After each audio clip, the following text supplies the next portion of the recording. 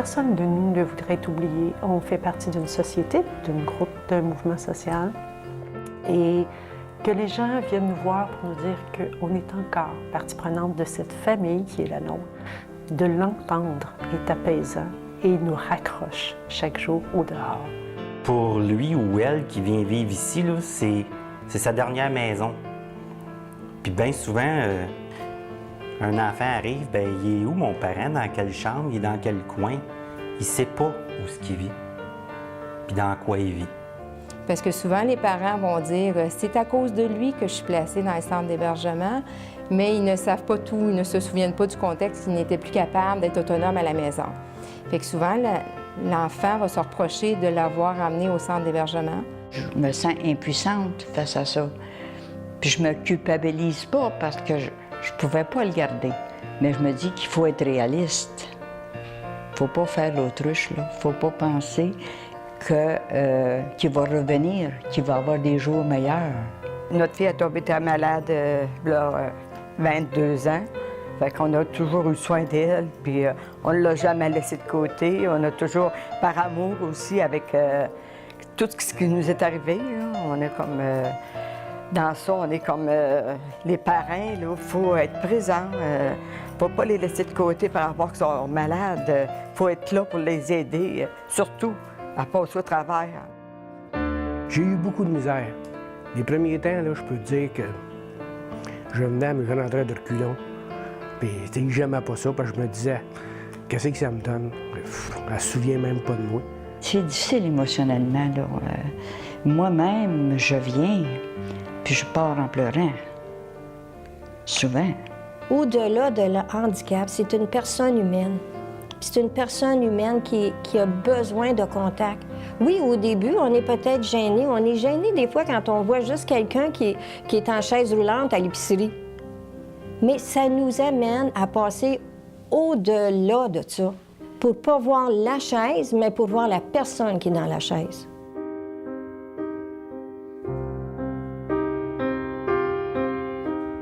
Les gens qui n'ont pas beaucoup de visites, souvent vont être plus tristes, vont peut-être avoir une humeur plus dépressive, d'autres vont être plus anxieux. Donc, pour pallier à ces problèmes-là, souvent, ça prend certains médicaments. En partant, les gens sont seuls au départ, ils arrivent souvent seuls, ils vivent pratiquement seuls, sinon c'est nous autres la famille.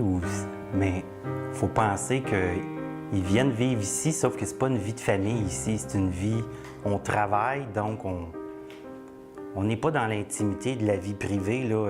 On n'atteint pas le monde jusque-là souvent. Avant qu'ils arrivent ici, ils ont une vie avant. Mais là, si les personnes qui peuvent les visiter ne viennent pas les voir, puis c'est le personnel. Le personnel les ont toujours connus ici. Moi aussi. Fait que même si je discute avec eux autres à l'occasion, bien, je peux pas parler de leur vie antérieure à ici. Je trouve qu'ils font pitié parce qu'ils regardent des fois et disent bon, il est chanceux, il y a de la visite. Moi, j'ai jamais personne. Puis même dans le temps des fêtes, quand on fait il y a toujours un repas dans le temps des fêtes. Il y en a qui n'en ont pas. Peut-être qu'ils n'ont plus de parenté, qui n'ont plus de membres de leur famille qui existent, je ne sais pas du tout. Mais je trouve qu'ils font pitié, ces gens-là. Est-ce qu'ils doivent sentir une solitude épouvantable? S'il n'y avait plus de bénévoles, là, il n'y aurait plus rien qui se passerait. Les personnes seraient seules. Les préposés ne peuvent pas fournir puis leur donner la petite affection qu'on peut leur donner en les visitant. Il faut aimer la vie. Beaucoup. Il y a des journées qui sont longues. Beaucoup de résidents passent des heures à attendre d'avoir un visiteur. Et il m'était arrivé à un moment donné de voir une dame qui était vis-à-vis de l'ascenseur, ça faisait 2 heures, puis au moment où je lui offrais de venir prendre un café pour peut-être voir autre chose, elle me dit « J'espère toujours que quand la porte de l'ascenseur va s'ouvrir, il va y avoir quelqu'un pour moi. » Pour tous les malades, c'est la même chose. Ils sont assis dans la chaise berçante, puis ils sont assis en face de la porte, puis ils regardent pour voir s'il n'y a pas quelqu'un qui connaîtrait qui va rentrer. Il faut venir leur dire un petit bonjour. Mais il n'y a pas personne. Moi, j'aurais tendance à vous dire que pour la famille, souvent, ils ne réalisent pas l'impact que leur visite peut avoir sur leurs parents, sur leurs frères, leurs sœurs. Très souvent, pour nous, on est dans une vie qui est quand même rapide et souvent on ne prend pas le temps, on ne réalise pas. Mais pour les gens qui sont en établissement et qui attendent d'avoir quelqu'un, ça a tout son impact. Une personne qui est isolée, qui n'a pas de visite, les fonctions mentales sont moins stimulées. La mémoire est moins stimulée, puis si on leur parle moins de leur passé, tout ça, les fonctions mentales vont diminuer si on les stimule moins. C'est complètement différent. Une personne qui reçoit régulièrement de la visite et quelqu'un qui n'en reçoit pratiquement jamais, c'est vraiment deux mondes. Parce que la personne qui reçoit jamais personne est tout seul. Donc, être seul, il faut se mettre à sa place, être tout seul dans sa tête, être tout seul. Elle ne peut pas communiquer avec personne, avec l'infirmière à l'occasion, c'est tout. Mais elle n'a pas d'échange affectif avec qui que ce soit. Moi, je sais que ma fille, je suis toujours très, très heureux de la voir. Elle a l'air bien contente de me voir, elle aussi. Mais à 18 ans, des fois, c'est plus le fun de sortir avec les amis que de venir voir son père. Je trouverais ça vraiment long de ne pas avoir ma fille qui vient me voir. Moi, dans mes petits-enfants, sont en train de faire de l'élevage. Ça fait qu'ils sont occupés. Mais ils viennent. Ils font leur possible. Ils merci beaucoup. Quand on visite un parent, on lui amène un vent de fraîcheur. On lui amène ce qui se passe dehors. On est une fenêtre vers l'extérieur. Pourquoi je fais ça? C'est parce que j'ai beaucoup d'amour, puis c'est une personne qui a notre besoin, est seule dans la vie. Ça me fait plaisir de le faire. Je me limite pas juste à la personne que je rencontre. Je fais le tour. Je prends la personne que je viens rencontrer ici, là, puis je fais le tour ces étages, puis je vais lui dire bonjour, lui toucher à l'épaule, à la main, lui dire qu'ils sont belles. Puis c'est pas croyable dans leurs yeux comment vous voyez qu'ils sont contents. Ils ont des cœurs débordants ici. Ils ont un cœur plein d'amour. Puis quand ils commencent à t'en parler, quand ils commencent à dire ce qu'ils ressentent, ce qu'ils vivent, puis qu'ils peuvent s'exprimer, puis qu'il y a quelqu'un qui écoute, puis on a besoin de s'exprimer, on a besoin de jaser, on a besoin de chanter puis de niaiser à l'occasion, bien eux aussi. Moi, je travaille là-dedans, fait que je suis plus à l'aise, là. Mais j'ai compris les familles aussi qui sont pas à l'aise à venir voir leurs parents parce que ça les rend tristes, tu sais, puis, excusez, ça les touche, tu sais, mais faut se forcer, tu sais. Faut se forcer à venir voir les parents parce que ça leur fait du bien, eux autres aussi, tu sais.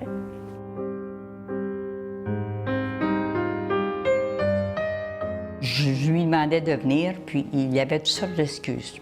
Puis dernièrement, il était avec moi, il a passé la journée avec moi, puis je lui disais, tu sais, aujourd'hui, c'est la fête de papa. C'est la fête de ton père. Il répondait pas, il parlait pas. Puis je lui répétais, c'est la fête de papa aujourd'hui. Puis finalement, à un moment donné, il est parti. Il m'a dit, je m'en vais faire une commission. Il est allé voir son père. Puis c'est une employée qui m'a dit. Il est venu voir son père, il l'a pris dans ses bras. Puis il lui a souhaité bonne fête. Des problèmes, on en a toutes. Puis faut pas laisser nos problèmes de côté. Puis de dire, eux autres, ils marchent pas, puis nous autres, on marche. On a nos bras, on a nos jambes. On a la parole aussi, puis on a l'amour qu'on peut leur donner encore, de continuer à aller les voir. Ça me fait vraiment beaucoup de bien. J'ai l'impression que je suis encore à quelque part un peu important. Sinon, à quelque part, je pourrais me dire, bon, OK, ils sont ici, ils prennent soin de moi, mais en réalité, je suis comme un meuble qu'on est poussette à l'occasion. Mais c'est pas ça que je suis, là.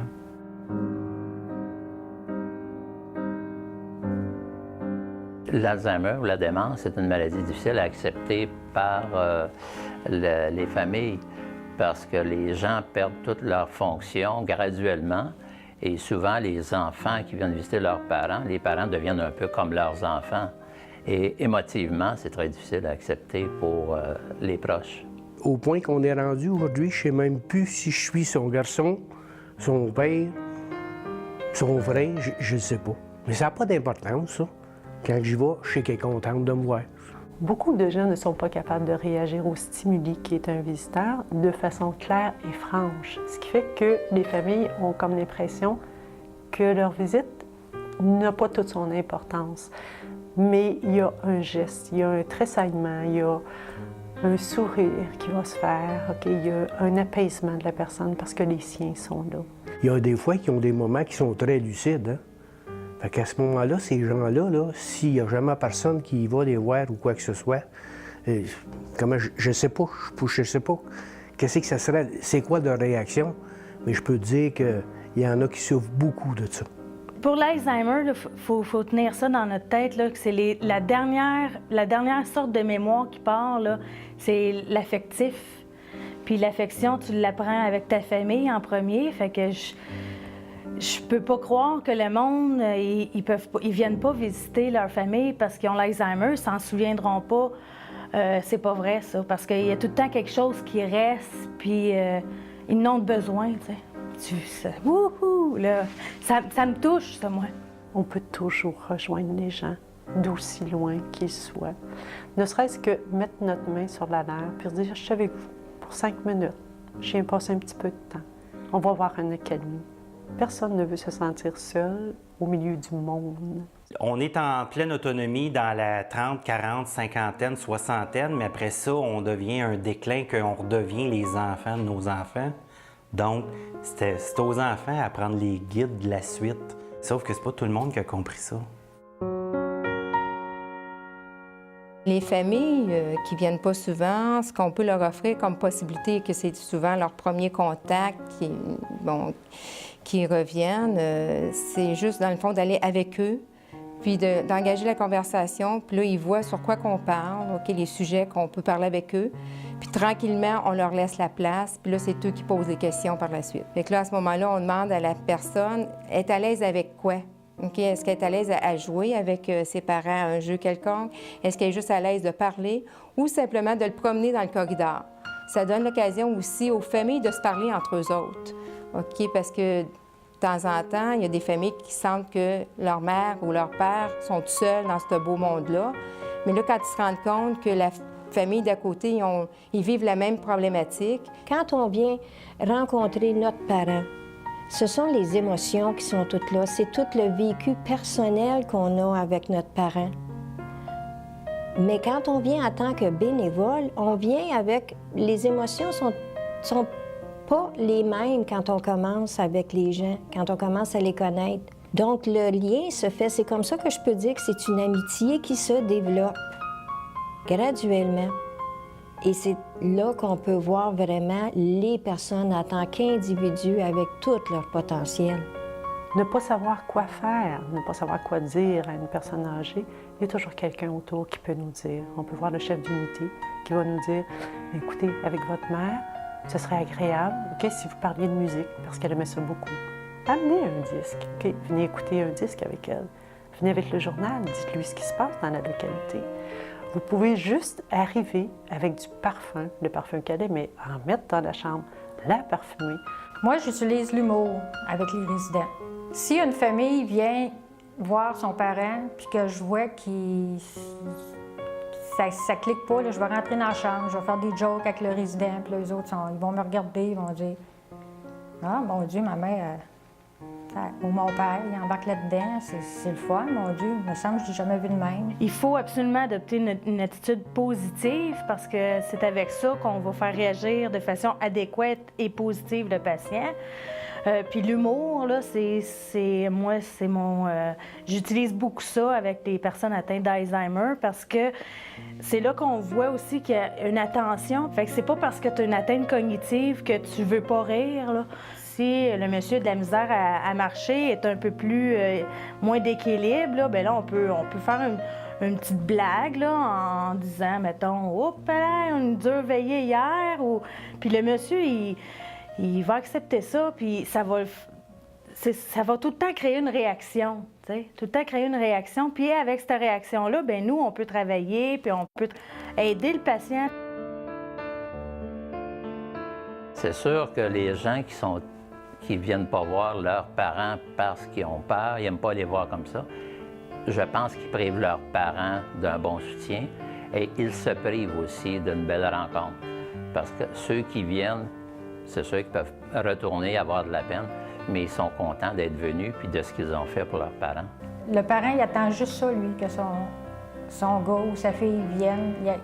Il peut être une semaine à dire « on s'envoie de la visite aujourd'hui », mais quand il a sa visite, qu'il lui amène la bonne humeur, l'amour. Oublie tes problèmes en rentrant, viens voir ton parent, puis sois de bonne humeur, que ce soit la maladie qu'il a.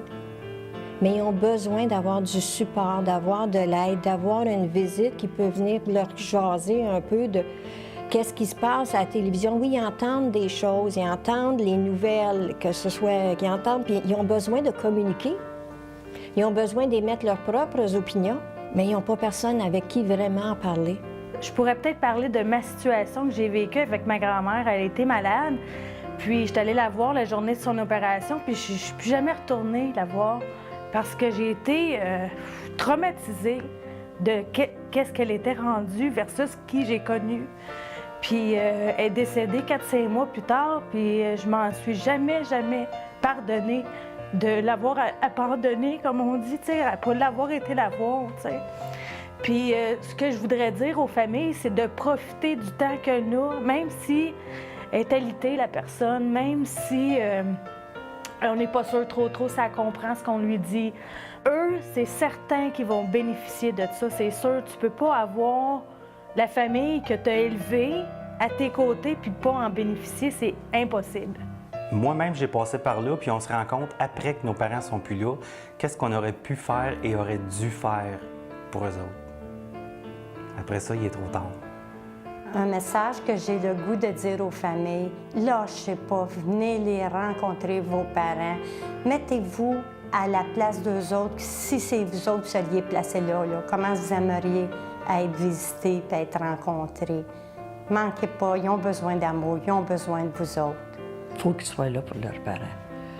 Ne serait-ce qu'une fois par mois, une fois par 2 mois, mais qu'ils viennent. Il faut les aimer, ces gens-là. Il faut essayer de les aider puis de les comprendre. Parce qu'ils sont en sécurité, d'accord, mais ils sont seuls. La vie continue. Essayer de leur donner une petite lueur de joie dans la journée, je ne sais pas comment exprimer ça, mais ne pas les oublier.